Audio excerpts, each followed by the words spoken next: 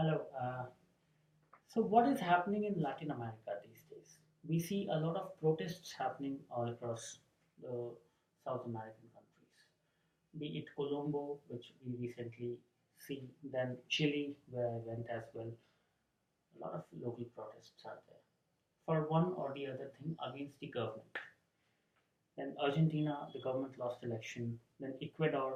So all of these South American countries, Venezuela is already always suffering from disruptions and protests.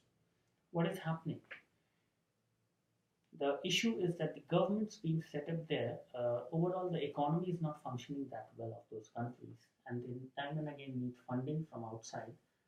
The not Indian, the International Monetary Fund (IMF) funds these countries so that their economy can be revived and the condition of the country uh, be workable in terms of their accounts and economic statements, the deficits, including current account deficit and capital account deficit, and fiscal deficit.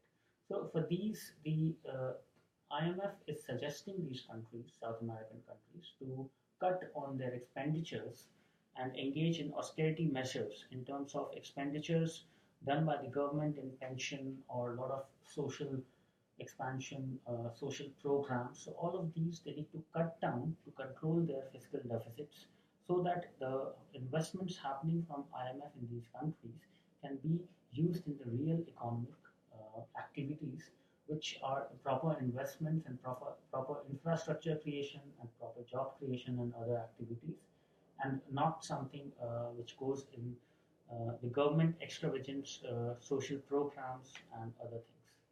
So that is something is being the main pinching point for the people and for the government of these countries as well to adhere with these austerity measures, because then they lose the popularity among the people, because people see the government as they are cutting out all the measures of investments in education and all the social programs, pensions and all. So to counter these austerity measures being adopted by the government, the people of these countries are doing social protests against the government. In fact, in Argentina, as we said earlier, the government lost election on this issue of austerity measure. So this is something needs to be understood, that how to manage the economies in terms of the debt taken by that country and how much debt they can bear, because they need to feed in the debts. They cannot be turning defaulters to the international agencies. That is something a great question on their economic systems.